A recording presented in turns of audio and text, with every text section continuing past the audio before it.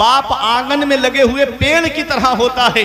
पेड़ देखा है आपने, दरख्त जब शिद्दत की गर्मी पड़ती है, जब धूप पड़ती है, आदमी पेड़ के नीचे कुर्सी डाल के बैठे आराम मिल जाता है, पेड़ के नीचे बैठे उसे सुकून मिल जाता है।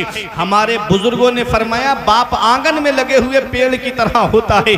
जिस दिन ये पेड़ आंगन से उखड़ गया उस दिन धूप भी परेशान करेगी, गरम गरम लू के थपेड़े भी परेशान करेंगे। बाप आंगन में लगे हुए पेड़ की तरह होता है और बाप ऐसा साया होता है अपनी औलाद के ऊपर। बाप कुछ ना करे, सिर्फ चारपाई पे बैठा रहे, औलाद को सहारा है कि मेरे बाप का मेरे ऊपर हाथ रखा है, मेरे वालिद का साया मेरे ऊपर है। और जिस दिन वो साया सर से उड़ जाता है उस दिन आदमी चिराग लेके भी ढूंढेगा तो बाप जैसा प्यार करने वाली शख्सियत नहीं मिलेगी, माँ जैसी मोहब्बत करने वाली शख्सियत नहीं मिलेगी। बाप की नाकदरी आज नौजवान कर रहा है, माँ की खिदमत नहीं कर रहा है आज का नौजवान। याद रखना बाप अल्लाह की कितनी बड़ी नेमत है, ये उनसे पूछो जिनके बेटे बाहर कमाने के लिए गए हैं। बाप को नींद नहीं आती जब तक बेटे से बात करके ये नहीं पूछता कि मेरे लाल तूने खाना खाया कि नहीं खाया है। माँ है कि बार बार फोन करके पूछती मेरे लाल तेरी तबीयत कैसी है। अगर बेटा बाहर बीमार पड़ जाए तो माँ इधर तड़पने लगती है कि मुझे खाना अच्छा नहीं लगता, पता नहीं मेरे बेटे की तबीयत कैसी है। ये माँ है माँ और ये बाप है, इसका पता तब चलता है जब ये साए हमारे सर से उड़ जाते हैं। जिस दिन माँ बाप की चारपाई घर से उड़ गई, चिराग लेके भी ढूंढोगे तो माँ जैसा प्यार करने वाली शख्सियत नहीं मिलेगी, बाप जैसा प्यार करने वाली शख्सियत नहीं मिलेगी। इस वक्त के बारे में तो सोचा भी न था, बेटों से बुढ़ापे में हुई खत्म रसाई, घर बार तो बांट लिए शौक से फुरकान, हिस्से में किसी के मगर माँ नहीं आई। वक्त ठुकरा देगा एक दिन मेरी सारी ये कुर्बानियां, दामने उम्मीद में फकत नाकामियां रह जाएंगी। शादियों के बाद बेटे तो अलग हो जाएंगे, बाप के हाथों में फकत बैसाखियां रह जाएगी। आका के वसीले से कभी तो नमाज से औलाद माँ ने मांगी थी बंदा नवाज से।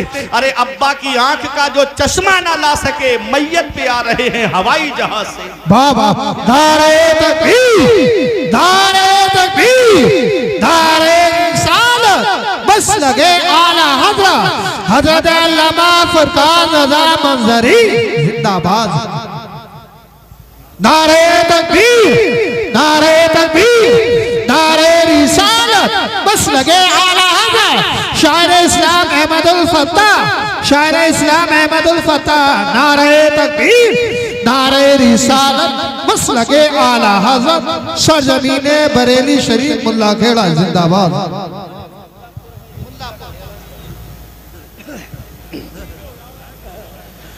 तो माँ बाप अल्लाह की बहुत बड़ी नेमत है।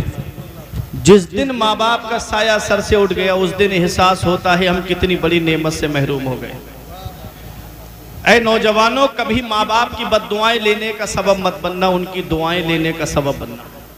मेरे आका हुजूर सल्लल्लाहु अलैहि वसल्लम इरशाद फरमाते हैं 3 लोगों की दुआएं कभी रद्द नहीं होती। 3 लोगों की दुआएं कभी रद्द नहीं होती। वो जब भी दुआ करते हैं अल्लाह उनकी दुआ को कबूल फरमाता है। वो 3 कौन है? मेरे आका फरमाते हैं मुसाफिर की दुआ रद्द नहीं होती। मुसाफिर जो सफर की हालत में है वो दुआ करे तो अल्लाह ताला उसकी दुआ को कबूल फरमाता है। मेरे आका फरमाते हैं मजलूम की दुआ कभी रद्द नहीं होती। मजलूम जिसको सताया जाए, जिस पे जुल्म किया जाए, सताने से बचना, किसी पे जुल्म मत करना। मौलाना रूम फरमाते हैं मजलूम का अल्लाह के दरमियान कोई पर्दा नहीं है। हम दुआ करेंगे, हमारी दुआ बाबे इजाबत पे जाएगी, कब कबूल होगी? मजलूम की एक आह एक जहान को बर्बाद कर देती है। किसी के दिल दुखाने का सबब मत बनना, किसी को सताने का सबब मत बनना। नहीं बेटा तुम सुकून से बैठो, नहीं बहुत मेहनत से जलसा सजाया जा नहीं। कमेटी वालों से पूछो कैसे पैसे जमा करे होंगे, भीख की तरह पैसे मांगे होंगे तब इतना बड़ा जलसा सजा होगा। 3 लोगों की दुआएं कभी रद्द नहीं होती। मुसाफिर की दुआ, मजलूम की दुआ और औलाद के हक में उसके बाप की दुआ। जब भी दुआ करते हैं अल्लाह उनकी दुआओं को कबूल फरमाता है। आज हम दुआएं कराते फिर रहे हैं। मैं आया, हजरत दुआ करो, कारोबार में बरकत नहीं होती। पीर साहब आ गए, अरे पीर साहब आ गए, हजरत दुआ कर दो, कारोबार में बरकत नहीं होती। जाकर के जगह जगह हजरत दुआ करो, कारोबार में बरकत नहीं होती। घर में माँ बाप बैठे हैं, उनसे दुआएं लो। इतनी जल्दी किसी मौलाना की, पीर की दुआ कबूल नहीं होगी जितनी जल्दी माँ बाप की दुआ औलाद के हक में कबूल होती है। आज माँ बाप एक एक पैसे के लिए परेशान हैं, माँ बाप एक एक पैसे के लिए दुखी हैं, माँ बाप दवाई के लिए परेशान हैं, और बेटा अजमेर की बड़ी देग में पैसे डाल कर आ रहा है। इधर माँ बाप एक एक पैसे के लिए परेशान है, बेटा नैनीताल की सैर कर रहा है। इधर माँ बाप एक एक पैसे के लिए दुखी हैं, और बेटा होटलों में खाना खा के वेटरों को टिप देकर आ रहा है। अल्लाह कुरान के दूसरे पारे में फरमाता है, सबसे बेहतर खर्चा वो है जो माँ बाप को दिया जाए। 500 रुपए कमाते हो, 100 रुपए उसमें से अपने माँ बाप को खर्चे के लिए दे दो, 400 रुपए बचे, उसमें अल्लाह इतनी बरकत अता फरमाएगा कि तुम्हारी नस्लें खाएंगी तब भी बरकत खत्म नहीं होगी। लेकिन माँ बाप एक एक पैसे के लिए दुखी हैं, माँ बाप एक एक पैसे के लिए परेशान हैं, और बेटा है कि दोस्तों के साथ में पार्टियां करता नजर आ रहा है। इसका पता हमें तब चलता है जब माँ बाप की चारपाई घर से उड़ जाती है, तब एहसास होता है कि हम कितनी बड़ी नेमत से महरूम हो गए। आज कितना बड़ा साया हमारे सर से चला गया। ये बाप क्या है, कभी वालिद के चेहरे की तरफ देख लिया करो नौजवानों, कभी उनकी सफ़ेद दाढ़ी की तरफ देख लिया करो, कभी उनकी पेशानी की सिलवटों की तरफ देख लिया करो, कभी उनके चेहरे की झुर्रियों की तरफ देख लिया करो, कभी उनके हाथों की लकीरों की तरफ देख लिया करो। अरे ये आज जो बेटा कहता ना मेरे बाप ने मेरे लिए किया क्या है, ऐसी सर्दी के आलम में तुम जाकर के देखो, रिठौरा कोई अड्डे पे खड़ा है ताकि मैं 4 पैसे कमा लाऊं, मेरे बेटों के खर्चे में काम आएंगे। कोई बरेली कमाने के लिए जा रहा है, कोई दिल्ली कमाने के लिए जा रहा है, कोई मुंबई कमाने के लिए जा रहा है, कोई बेंगलोर कमाने के लिए जा रहा है, अरे कोई 3-3 साल के लिए सऊदी कमाने के लिए जा रहा है। याद रखना नौजवानों, ये कोचिंग की फीस भरने वाला एक बाप है, ये इंजीनियरिंग की फीस भरने वाला एक बाप है, ये यूनिवर्सिटी की फीस भरने वाला एक बाप है, ये डॉक्टरी की फीस भरने वाला एक बाप है। एक बाप क्या नहीं करता अपनी औलाद के लिए, बाप कौन सी कुर्बानी नहीं देता अपनी औलाद के लिए। बाप अल्लाह की बहुत बड़ी नेमत का नाम है। इसका पता तब चलता है जब ये साया हमारे सर से उड़ जाता है, उस दिन हमें एहसास होता है कि हम कितनी बड़ी नेमत से महरूम हो गए हैं। अल्लाह रब्बुल इज्जत का एहसान है कि अल्लाह ने हमको माँ बाप अता फरमाए हैं। अगर माँ बाप जिंदा हैं तो उनकी खिदमत कर लो, और उनका इंतकाल हो गया है तो जुमे के दिन माँ बाप की कब्र की जियारत कर लो।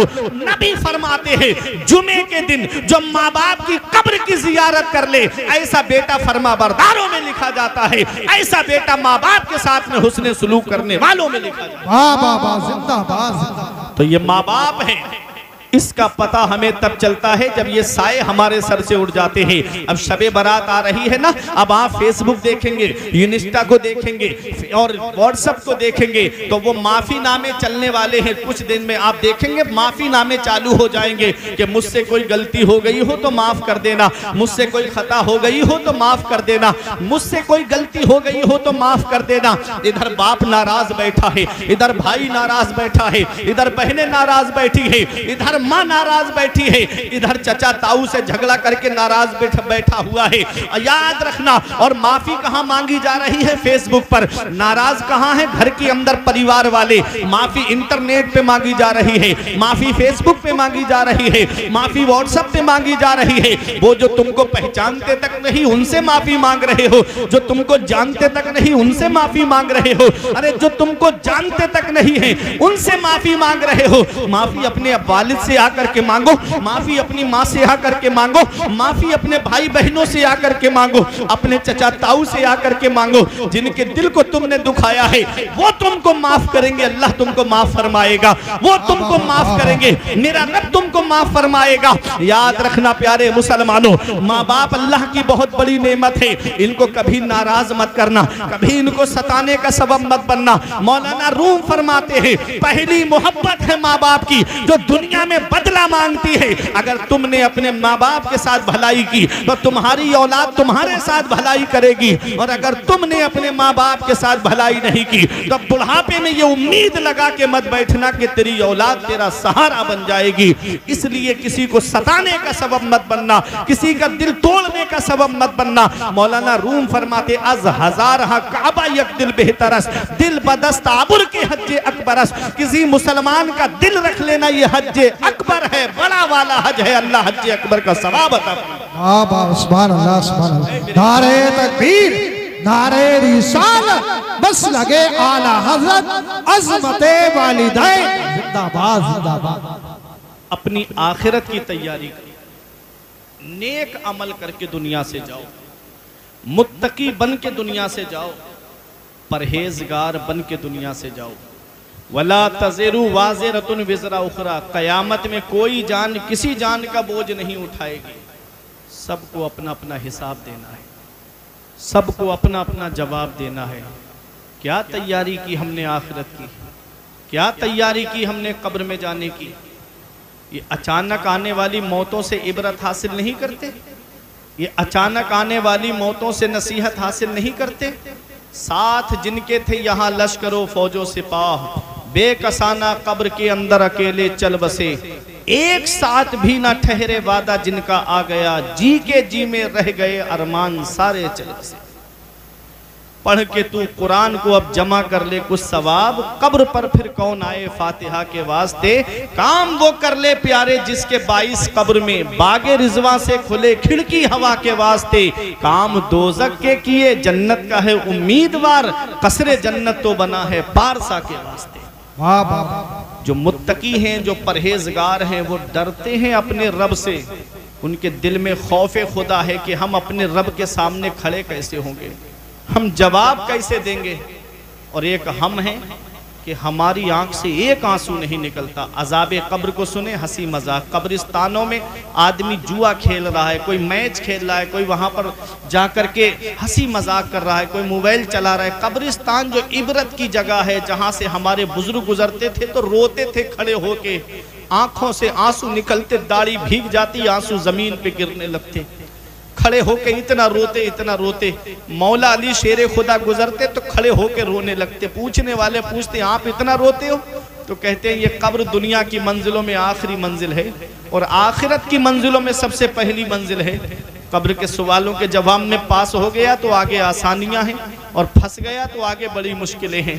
ये वो हैं जो दुनिया में जिन्हें जन्नती होने की खुशखबरी और बशारत मिली है। एक हम हैं कि हमारी आंख से एक आंसू नहीं निकलता। हाथों से तूने अपने दफनाए कितने मुर्दे, आंखों से तूने अपनी कितने जनाजे देखे। इस बात को ना भूलो सबका यही हशर है, दुनिया के ऐ मुसाफिर मंजिल तेरी कब्र है। अपनी कब्र की तैयारी करो, अपनी आखिरत की तैयारी करो। मैंने नौजवानों को दुनिया से जाते देखा, मैंने बच्चों को दुनिया से जाते देखा, मैंने बूढ़ों को दुनिया से जाते हुए देखा। याद रख हर आन आखिर मौत है, बंतु मत अनजान आखिर मौत है। मरते जाते हैं हजारों आदमी, आकिलो नादान आखिर मौत है। बारहा इल्मी तुझे समझा चुके, मान या मत मान आखिर मौत है। आज हम अल्लाह की नेमतों का शुक्रिया अदा नहीं कर रहे, अपनी ज़ात के बारे में गौर व फिक्र नहीं कर रहे। आज हम दुनिया की आग में अपनी उंगली को नहीं डाल सकते, तो जहन्नम की आग जो काली है, जो इतनी सख्त है, तो बताओ उस आग में जलना कैसे बर्दाश्त कर पाएंगे। आज किसी के मकान में आग लग जाए और बेटा अंदर हो तो वो पूरी कोशिश करेगा, पूरी जान लगा देगा अपने बेटे को बचाने के लिए कि मैं बेटे को जलने नहीं दूंगा। आज दुनिया की आग के लिए आप इतना परेशान हो जाते हो, कभी जहन्नम की आग के बारे में भी सोचा है? वहां जलता हुआ बेटे को कैसे बर्दाश्त करोगे? ये मोबाइल क्या है, रात में क्या करता है मोबाइल? सिर्फ दो काम है मोबाइल के। एक काम ये है कि या तो खुशी की खबर देगा या गम की खबर देगा, ये दो काम तो है। रात में फोन अगर आएगा मोबाइल पे तो या तो खुशी की खबर होगी या गम की खबर होगी। आदमी कितना भी जागा हुआ हो और सो जाए रात में आराम से, और मोबाइल की टून बज जाए, घंटी बज जाए, तो आदमी की आंख खुल जाती है, उठ के बैठ जाता है। हमने कहा क्यों उठ गए? कहा मोबाइल की घंटी ने उठा दिया। ये मोबाइल की घंटी की आवाज सुनकर आदमी की आंख खुल जाती है। फजर में अजान की आवाज सुनकर की आंख क्यों नहीं खुलती? फजर में अजान की आवाज सुनकर के आंख क्यों नहीं खुलती? अल्लाह अकबर। अभी कुछ दिन पहले मैं बहराइच शरीफ प्रोग्राम में गया था, 12वीं शरीफ के मौके पर। वहां इंटरनेट बंद हो गया था। 3 दिन में उधरी इलाके में रहा तो इंटरनेट बंद था। तब मैंने वहां के लोगों की दीवानगी देखी थी। शराबस्ती बराबर में जिला है, बहराइच जिले का इंटरनेट बंद था लेकिन शराबस्ती का चालू था। तो लोग बहराइच से शराबस्ती जाकर के इंटरनेट वहां पर जाकर के चला रहे थे। कोई व्हाट्सएप चेक कर रहा था, कोई फेसबुक चेक कर रहा था, कोई यूट्यूब पे खबरें देखने का आदी है तो खबरें देख रहा था। ये इंटरनेट बंद हो गया तो आदमी परेशान हो गया। अब जरा सोचो, एक दिन हमारी जिंदगी का अलार्म बंद हो जाएगा, कभी हमने सोचा? नेट बंद हो गया तो चालू हो जाएगा, लेकिन जब दुनिया से चले गए तो वापसी का चांस नहीं। अल्लाह के एक वली का वाकया सुनो, तकरीर खत्म करने जा रहा हूं। हजरत बहलूल दाना का नाम आपने सुना होगा, एक अल्लाह के वली गुजरे। आप कब्रिस्तान में बैठे थे, बादशाह गुजर के जा रहा था। उसने कहा, बाबा कभी महल की तरफ भी आ जाया करो, कभी बस्ती की तरफ भी आ जाया करो, देखो शहर कैसा आबाद है। तो हजरत बहलूल दाना ने कहा, शहर वाले खुद यहाँ पर आ रहे हैं, मैं शहर आकर के क्या करूंगा? ये कब्रिस्तान है। एक दिन बादशाह गुजर के जा रहा था, अपने हाथी पे बैठा था पूरे फोर्स के साथ में। क्या देखा कि रोड पूरा जाम है। बादशाह बोला, क्या मामला है, रोड जाम क्यों है? कहा, एक दीवाना है बीच रोड पे खड़ा है और दोनों हाथों में उसके पत्थर है, कभी इधर पत्थर उठाता है, कभी इधर वालों के पत्थर उठाता है। बादशाह उतरा और जाकर के देखा तो हजरत बहलूल दाना थे। तो बादशाह जाके कहता है, बाबा क्या मामला है? कहा कि इन लोगों की मैं उससे सुलह करा रहा हूं, लोगों की, बंदों की अल्लाह से सुलह करा रहा हूं। तो बादशाह बोला, सुलह हो गई? तो बहलूल दाना बोले कि वो तो मान रहा है लेकिन ये लोग नहीं मान रहे हैं। वो कह रहा है मैं सुलह कर लूंगा, इनसे कहो कि 5 वक्त की नमाज पढ़ें। वो कह रहा है मैं सुलह कर लूंगा, इनसे कहो कि ये झूठ बोलना छोड़ दें। वो कह रहा है कि मैं सुलह कर लूंगा, इनसे कहो कि ये हमेशा सच बोले। वो कह रहा है इनसे कहो कि मैं सुलह कर लूंगा, ये हलाल खाएं। वो कह रहा है कि मैं सुलह कर लूंगा, इनसे कहो कि ये किसी को सताए नहीं। बहलूल दाना ये कह रहे हैं कि वो तो मान रहा है मगर ये लोग नहीं मान रहे हैं। बादशाह गुजर के चला गया। 1 हफ्ते के बाद बादशाह ने क्या देखा कि वही कब्रिस्तान में बुजुर्ग हैं हजरत बहलूल दाना और दोनों हाथ में पत्थर है, कभी इधर खींचे कभी उधर खींचे। तो बादशाह बोला, बाबा अब क्या कर रहे हो? तो हजरत बहलूल दाना कहते, जगह बदली है, मैंने अपना काम नहीं बदला है, अब भी सुलह ही करा रहा हूं। कहा, अब सुलह कैसी? तो कहा कि अब ये कब्रिस्तान वालों की सुलह रब से करा रहा हूं। कल वो मान रहा था तो ये लोग नहीं मान रहे थे, आज ये मान रहे हैं, वो नहीं मान रहा है। मरने के बाद कोई चांस नहीं मेरे अजीजों, मौत से पहले ही तौबा कर लो, दुनिया से जाने से पहले तौबा कर लो। ये अल्लाह वाले हैं जो कितनी नसीहत की बातें हमको बता के चले गए, कितने सच्चे पैगाम दे करके हमको चले गए। आज मौका है, सुलह कर लो, आज मौका है, जिंदगी की डोर चल रही है, तौबा कर लो, अपने रब को राजी कर लो। आज जो मुसलमान परेशान है वजह यही है कि आज मुसलमान अपने रब को नाराज किए हुए हैं। आज अल्लाह हमसे नाराज है, उसका रसूल हमसे नाराज है, वरना मुसलमान कभी परेशान नहीं हुआ। रब फरमाता, वला तहिनु वला तहजनु व अंतुमुल आलौना इन कुंतुम मोमिनीन। गम मत करो, सुस्ती मत उठाओ, तुम ही बुलंद रहोगे बशर्त के तुम मुसलमान बन जाओ, बशर्त के तुम मोमिन बन जाओ। अब मोमिन की शान क्या है? मदीने वाले मुस्तफा फरमाते हैं, मोमिन मोमिन के लिए बुनियाद में लगी हुई ईंट की तरह है। एक ईंट दूसरी ईंट को मजबूत करती है। एक ईंट रखी है, लात मारोगे दूर गिरेगी, और उसी को बुनियाद में ईंटों पे ईंटें लगा करके चुन दो तो दीवार हट नहीं सकती। ऐसे ही मोमिन की शान है कि एक मोमिन दूसरे मोमिन के लिए बुनियाद में लगी हुई ईंट की तरह है। एक ईंट दूसरी ईंट को मजबूत करती है। एक रास्ते से 2 यहूदी गुजर के जा रहे थे, रास्ते में एक पत्थर पड़ा हुआ था। दूसरा यहूदी कहता है इस रास्ते से मुसलमान नहीं गुजरा है। दूसरे ने कहा कैसे पहचाना? कहा कि हदीस में है, नबी ने उनके फरमाया है, इमाततुल अज़ा अनित तरीक, रास्ते से तकलीफ देने वाली चीज को हटा देना ये ईमान का एक हिस्सा है। अगर मुसलमान मुसलमान गुजरा होता तो ये पत्थर बीच रास्ते पे नहीं होता, इसको उठा करके किनारे कर देता। ये मुसलमान की शान थी। आज मुसलमान के लिए खेतों में कांटे लगा रहा है, आज मुसलमान के लिए रास्ते में कांटे लगा रहा है, आज मुसलमान के लिए रास्ते बंद कर रहा है, आज मुसलमान को सताने का सबब बना हुआ है। बस थोड़े से पैसे मिल जाए, थोड़ा सा रुपया मिल जाए, रास्ता तभी दूंगा जब मुझे पैसे दोगे, पैसा दोगे तभी मैं तुमको रास्ता दूंगा। उस रास्ते पे कांटे लगा दिए गए। ये मुसलमान की शान है, ये तो मुसलमान की शान नहीं है। मुसलमान उसे कहते हैं इमाततुल अज़ा अनित तरीक़। मुसलमान वो है जो रास्ते से तकलीफ देने वाली चीज को हटा दे, क्योंकि रास्ते से तकलीफ देने वाली चीज को हटाना ये ईमान का एक हिस्सा है। आज हम ईमान का हिस्सा अपनाने के लिए तैयार नहीं है। अल्लाह अकबर, आज हम दिल दुखाने का सबब बन रहे हैं, आज हम दिल तोड़ने का सबब बन रहे हैं। और आज जश्न गौसुल वरा से एक पैगाम दिल की तख्ती पे लिख करके ले जाओ, किसी का दिल दुखाने का सबब मत बनना, बल्कि दिल जोड़ने का सबब बनना। अगर कोई इंसान किसी को पैसे देगा तो कितने दिन तक वो पैसे चल जाएंगे, अगर कोई किसी को रुपया देगा तो कितने दिन तक वो रुपया खा लोगे, एक दिन वो पैसा खर्च हो जाएगा। किसी के दिल दुखाने का सबब मत बनना। आज ब्याह शादी का मौका आए तो हमारे यहाँ के हालात बदलते चले जाते हैं। अल्लाह ने नेमत की शक्ल में एक बेटा दिया था, अल्लाह का शुक्र अदा करते, मौला किसी के घर में चिराग जलाने वाला नहीं है, तूने मेरे घर में चिराग जलाने वाला तो दिया है, अल्लाह का शुक्र अदा करते।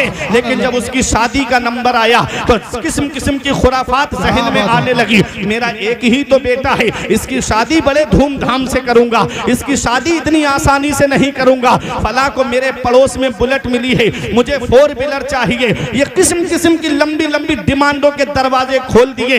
याद रखना, मैं एक बात बता रहा हूँ। एक साहब मुझे मिले, बोले मौलाना मेरे बेटे को जहेज में बाइक चाहिए। मैंने कहा परेशान मत हो, मांगी हुई बाइक पे बैठना है। बोला हाँ। मैंने कहा चल मेरे साथ मस्जिद में 1 जुमा 2 जुमा 3 जुमा तकरीर करूंगा। अल्लाह ने वो हुनर दिया है, 3 जुमों में इतना पैसा इकट्ठा कर दूंगा, तुम मस्जिद के दरवाजे पे रुमाल बिछा के बैठ जाना, इतना पैसा इकट्ठा कर दूंगा कि तेरे लिए एक बाइक आ जाएगी, एक मोटरसाइकिल आ जाएगी। आंखें चढ़ा के मुझसे कहता है मौलाना क्या मुझे भिखारी समझ रखा है? हमने कहा रे नादान, भिखारी सिर्फ उसे नहीं कहते जो गली गली मांगता हुआ फिरे, भिखारी सिर्फ उसे नहीं कहते जो कटोरा लेकर के दरवाजे दरवाजे मांगता हुआ फिरे, भिखारी सिर्फ उसे नहीं कहते जो झोली फैला करके दुकान दुकान मांगता हुआ फिरे। ऐ मुल्लापुर वालों, भिखारी उसे भी कहते हैं जो जहेज की लिस्ट बना के ससुराल के दरवाजे पे मांगता है। नारे तकबीर, नारे तकबीर, नारे रिसालत, बस लगे आला हज़रत, उलमाए सुन्नत, बस्ती बस्ती करिया करिया, इल्म का दरिया, फैज़ का दरिया, हज़रत अल्लामा फुरकान रज़ा मंज़री, सरज़मीने मुल्लापुर बरेली शरीफ। भिखारी उसे भी कहते हैं, भिखारी उसे भी कहते हैं जो जहेज की लिस्ट बना करके ससुराल के दरवाजे पे मांगता हुआ फिरे। अरे कोई इंसान किसी इंसान को क्या देता है? कोई इंसान किसी इंसान को क्या देता है? आदमी सिर्फ वसीला है, खुदा देता है। आदमी सिर्फ वसीला है, खुदा देता है। किसी के देने से पूरा नहीं होता। अगर 3-4 लाख रुपए मिल भी जाएंगे तो कितने दिन तक घर का खर्चा चला लोगे? मैंने कार्ड का सामान दीमक को खाते हुए देखा, मैंने गाड़ियां डैमेज होते हुए देखी, मैंने जहेज के सामान को मिटते हुए देखा है। नबी की हदीस पाक पर अमल करो।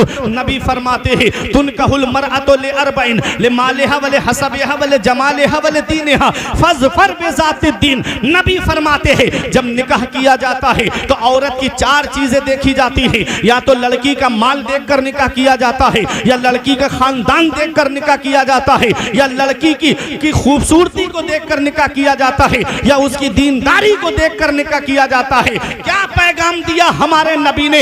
ऐ मेरे उम्मती, जब तू निकाह करे तो लड़की की दौलत मत देखना, उसका खानदान मत देखना, उसका हुस्न व जमाल मत देखना, फज़फर बिज़ातिद्दीन। नबी फरमाते हैं तुम दीनदारी को इख्तियार करना, परहेजगारी को इख्तियार करना, क्योंकि माल जमीन पे काम आता है, खानदान जमीन के ऊपर काम आता है। और आज का हुस्न कोई हुस्न है, अरे ब्यूटी पार्लर जाने से पहले देख लो, ब्यूटी पार्लर से आने के बाद में देख लो, ये तो मिटने वाली चीजें है। दीनदारी वो चीज है जो जमीन के ऊपर भी काम आती है, जमीन के नीचे भी काम आती है।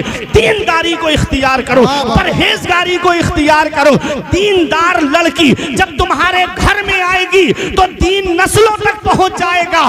तुम्हारे बच्चे टिकटॉक पर नाचते नजर नहीं आएंगे, बल्कि कुरान की तिलावत करते हुए। जिंदाबाद, नारे तकबीर, नारे रिसालत, उलमाए सुन्नत, हज़रत अल्लामा फरकान रज़ा मंज़री, नारे हैदरी। अब आप कहोगे मौलाना कोई दलील है तुम्हारे पास में कि माँ का असर बेटे पे पड़ता है, माँ का असर बच्चे पे पड़ता है? तो सुनो, मैं आपको बताता हुआ चलूं। जब औरत उम्मीद से होती है तो डॉक्टर कहता है ज्यादा से ज्यादा फल खाओ ताकि बच्चा तंदुरुस्त पैदा हो, ज्यादा से ज्यादा जूस पियो ताकि बच्चा ताकतवर पैदा हो, ज्यादा से ज्यादा दूध पियो ताकि बच्चे की सेहत तंदुरुस्त हो। अब माँ दूध पिए तब बच्चे पर असर पड़े, माँ फल खाए तो बच्चे पे असर पड़े, माँ अगर फल जूस पिए तो बच्चे पर असर पड़े। अरे जब ये चीजें खाए तब बच्चे पे असर पड़ता है। जब माँ नमाज पढ़ेगी तो बच्चे पे असर क्यों नहीं होगा? जब माँ कुरान पढ़ेगी तो बच्चे पे असर क्यों नहीं होगा? देख लो तारीख उठा करके, अरे जब माँ कुरान पढ़ने वाली फातिमा होती है तो बेटा नेज़े पे चढ़ के कुरान सुनाने वाला हुसैन होता है।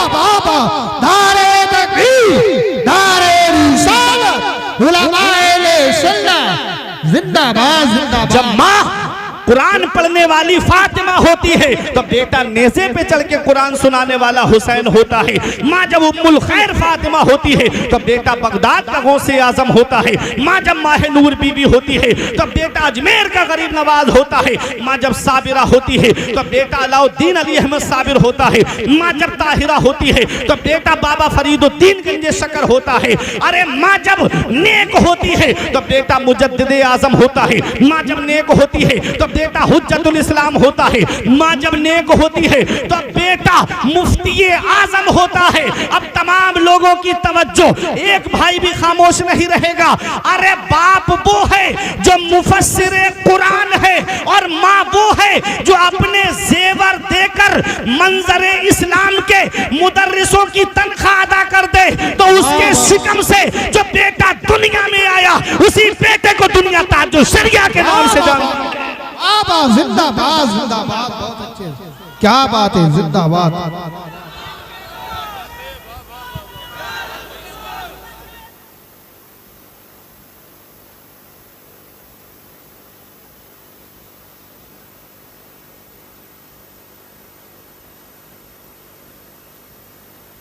ये अपने बच्चों को वक्त से पहले जवान कर दो।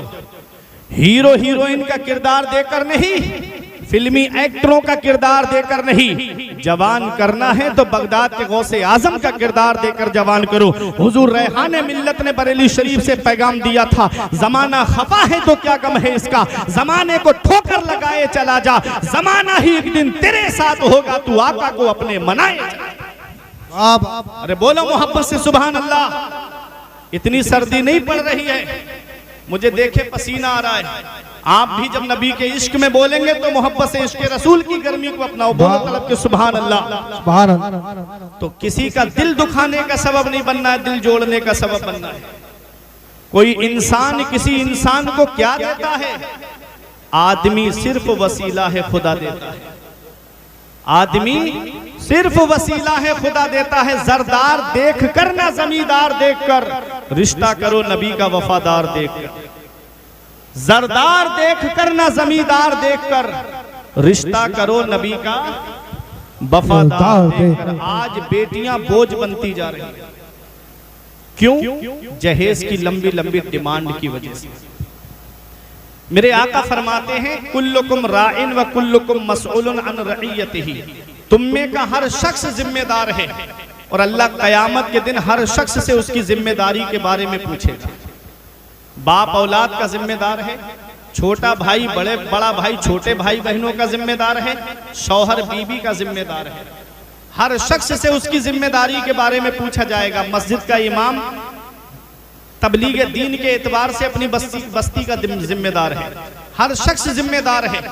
अब मुझे बताओ, जब हम बेटे का निकाह करने के लिए जाएं, नबी की सुन्नत अदा करने जाएं, निकाह क्या है? नबी फरमाते अन निकाह मिन सुन्नती फमन रगेबा अन सुन्नती फलैसा मिन्नी। नबी फरमाते निकाह मेरी सुन्नत है, जिसने मेरी सुन्नत से एराज किया, रूगर्दानी की, नबी फरमाते हैं वो मुझसे नहीं है, वो मेरे तरीके पे नहीं है।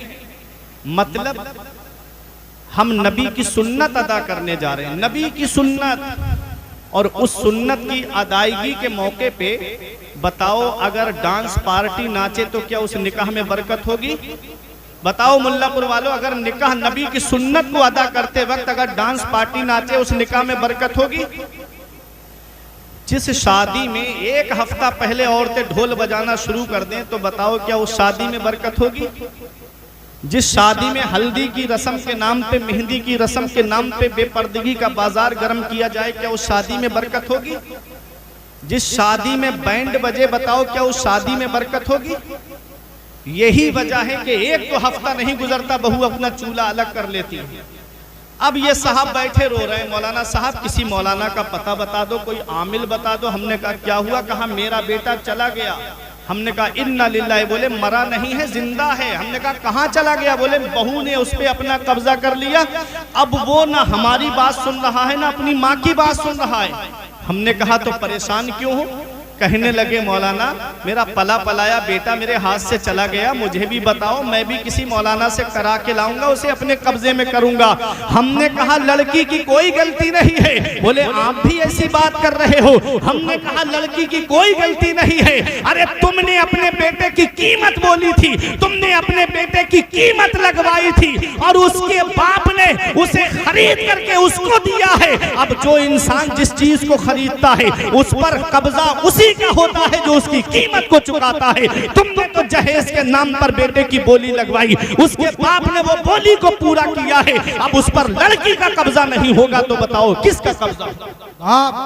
इसलिए शादी करो तो ऐसी करो सादगी के साथ जैसे अली का अक्द हुआ फातिमा के साथ, जैसे अली का अक्द हुआ फातिमा के साथ।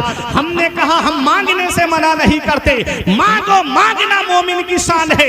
यही बात बता के बैठने जा रहा हूं, मांगने से मैं मना नहीं करता, मांगो, मांगना मोमिन की शान है। लेकिन कहां मांगना चाहिए ये कारी हसन रजा से मत पूछो, ये नईम से मत पूछो, ये आप हाजी जी से मत पूछो, ये अपनी मस्जिद के इमाम से मत पूछो। अरे चलो बरेली शरीफ चलते हैं और आला हजरत की बारगाह में चलो और इमाम इसको मोहब्बत से पूछो, ऐ आला हजरत हम कहां मांगे, कौन हमें देगा? तो गुंबदे रजा से आवाज आती है, कौन देता है? देने को मुंह चाहिए। कौन देता है? देने को मुंह चाहिए। देने वाला है सच्चा हमारा नबी। बाबा बाबा बा, जिंदाबाद जिंदाबाद सच्चा हमारा नबी। अरे ये दुनियादार देंगे, एक दो साल में खत्म हो जाएगा, मदीने वाले मुस्तफा देंगे तो वो खत्म नहीं होगा।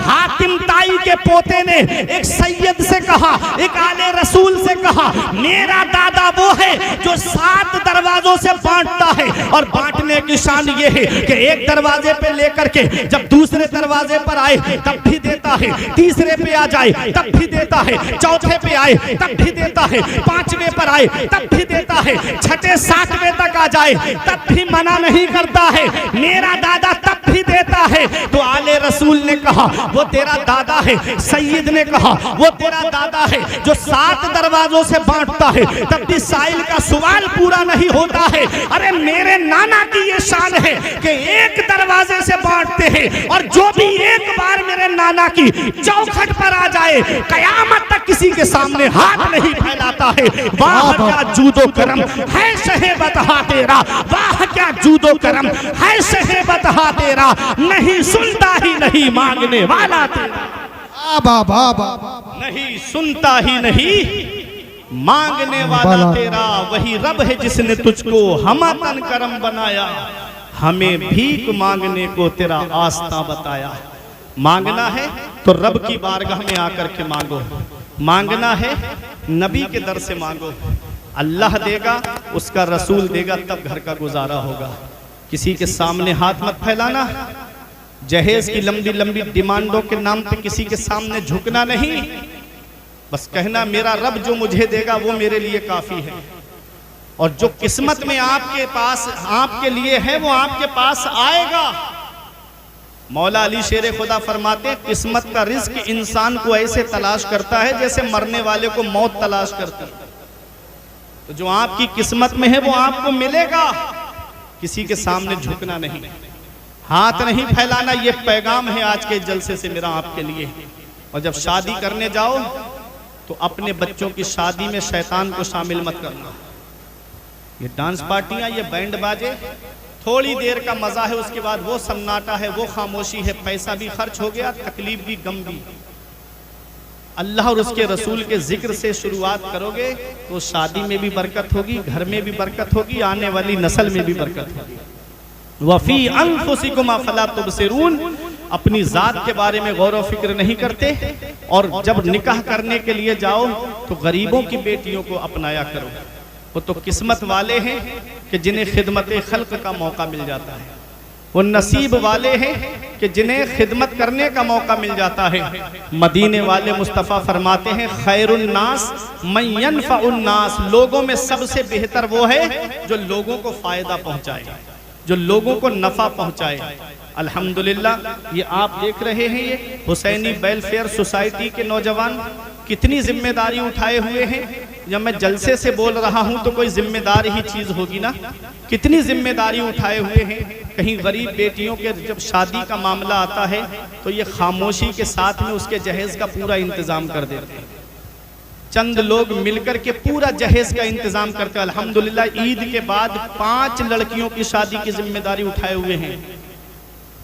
तो हमको क्या चाहिए, हम एक मुसलमान है ना, ईमान वाले है ना, हमको चाहिए था कि जब एक मुसलमान भाई आगे बढ़ रहा है तो हमको उस मुसलमान की सपोर्ट करना चाहिए, ना कि उसकी टांग खींचना चाहिए। हम ईमान वाले, हमारे बुजुर्गों ने यही काम किया था कि अगर कोई दीन का काम करता था तो वो उसकी मदद करते थे, उसको पीछे नहीं खींचते थे। अफसोस होता है कि शराब की दुकान खुले तो कोई नहीं कहेगा कि ये गलत हुआ, कोई जुए का अड्डा खोले तो कोई नहीं कहेगा कि ये गलत हुआ। अभी मदरसा खुल जाए बस्ती में, कहेंगे क्या जरूरत थी, मस्जिद में पढ़ तो रहे थे बच्चे। अभी अगर यहाँ पर कोई दीन का काम होने लगे, 4 आदमी मुसलमानों में खड़े हो जाएंगे, क्या जरूरत थी यहाँ पर। अपने बच्चों को दीनी तालीम सिखाओ, इतना इल्म सिखाओ अपने बच्चों को कि वो जहेज मांगे नहीं बल्कि अपनी तरफ से दूसरों की मदद करते हुए नजर आए।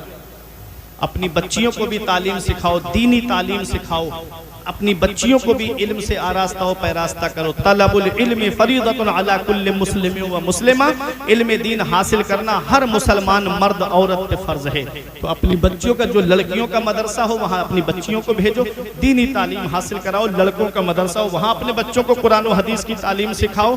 आज 85% मुसलमान तालीम याफ्ता नहीं है। रोना इसी बात का रोया जा रहा है, कहते हैं कि ये मुसलमान परेशान बहुत है, सताया बहुत जा रहा है। अभी गुजरो मुसलमानों की बस्ती से तो मोबाइल चलाते मिलेंगे, गैर मुस्लिमों की बस्ती से गुजरो उनके बच्चे पढ़ते हुए मिलेंगे। ये हमारे बच्चे हैं कि मोबाइल में मस्त हैं। अरे तालीम होगी तुम्हारे पास तब ना कामयाब होगे, एजुकेशन होगा तुम्हारे पास तब ना कामयाब होगे, शिक्षा होगी तुम्हारे पास तब ना कामयाब होगे। पैगंबर इस्लाम ने जब मक्के शरीफ में नबूवत का ऐलान किया तो सिर्फ 17 लोग लिखना पढ़ना जानते थे, और जब आका मक्के से मदीना हिजरत करके तशरीफ लाए, 23 साल की इस कलील मुद्दत में मदीने वाले मुस्तफ़ा ने 1.25 लाख सहाबाए किराम के हाथ में कलम और उनको तालीम से आरास्ता और पैरास्ता कर दिया। मौला अली शेर खुदा के दौर तक न मर्दों में कोई मर्द अनपढ़ था, ना औरतों में कोई औरत अनपढ़ थी। जिसे देखो वो अपने वक्त का फकीह और अपने वक्त का मुहद्दिस। ये तालीम का दौर गुजरा है हमारा। आज हम तालीम से दूर हुए इसलिए परेशान हुए, शिक्षा से दूर हुए इसलिए परेशान हुए। हमारा बच्चा वो मुर्गा कट बाल कटाएगा ना, सेटों से खुले हुए होंगे, गाड़ी पे घूमेगा, मुंह में गुटखा डाला, वो जानता है ना मेरा बाप पंचर की दुकान चलाता है, मरने के बाद उसके ये पंचर की दुकान मुझे ही तो मिलना है। वो सोचता है मेरे बाप की बाल कटिंग की दुकान है, मुझे तो इसी दुकान पे बैठना है। आगे नहीं सोचता कब तक दूसरों की गाड़ियों के पंचर जोड़ते रहोगे। इतनी तालीम हासिल करो कि तुम किसी की गाड़ी का पंचर ना जोड़ो, बल्कि दूसरी तुम्हारी गाड़ियों का पंचर जोड़ते नजर आए। तो इल्म हासिल करो। महरेरा शरीफ से आवाज उठी थी, हुजूर नजीब मिल्लत की आधी रोटी खाइए, बच्चों को पढ़ाइए, बच्चों के पास तालीम होगी। हुजूर नजीब मिल्लत ने फरमाया जलसे हल्के कर दो, मदरसे मजबूत कर दो। जब मदरसे मजबूत होंगे तब ना तुमको आलिम मिलेंगे, जब मदरसे मजबूत होंगे तब ना मुसल्ले पे इमाम मिलेंगे, जब मदरसे मजबूत होंगे तब ना तुमको कौम के लिए रहनुमाई करने वाले आलिम मिलेंगे, और जब मदरसे ही कमजोर हो जाएंगे तो आलिम तुमको कहां से मिलेंगे। इसलिए मदरसे मजबूत करो, जलसे हल्के करो, मदरसे मजबूत करो, दीन को फरोग दो, तालीम को फरोग दो, अपने बच्चों को पढ़ाओ, अपने बच्चों को तालीम सिखाओ। सरकार गौसे आजम के नाम पे इस महफिल को सजाते हो ना, गौसे आजम ने 18 साल कस्बा जीलान में तालीम हासिल की, फिर बगदाद गए इल्म हासिल करने के बाद, और पढ़ने के बाद 40 साल मदरसे में बैठ के पढ़ाया गौसे आजम ने। हर साल आपके मदरसे से 3000 तालिब इल्म, आलिम, फाजिल, मुफ्ती बन के निकलते थे। वो गौसे आजम जिन्होंने 1,30,000 आलिम इस कौम को अता फरमाए। वो सरकार गौसे आजम, सरकार गरीब नवाज को देखो, आप संजर में पैदा हुए, इल्म हासिल करने समरकंद गए, बुखारा गए, फिर हिंदुस्तान में आए। हमारे बुजुर्गों ने पहले इल्म हासिल किया, तालीम हासिल की, फिर उसके बाद अल्लाह ने वो मकाम उनको अता फरमाए हैं कि जब तक दुनिया बाकी रहेगी आज लोग उनका जिक्र करते रहेंगे, उनको याद करते रहेंगे। तो तालीम अपने बच्चों को सिखाओ, इल्म अपने बच्चों को सिखाओ। और ये जो हुसैनी वेलफेयर सोसाइटी के नौजवान हैं, ये कमेटी जो है यहाँ के नौजवान जुड़े हुए हैं अल्हम्दुलिल्लाह।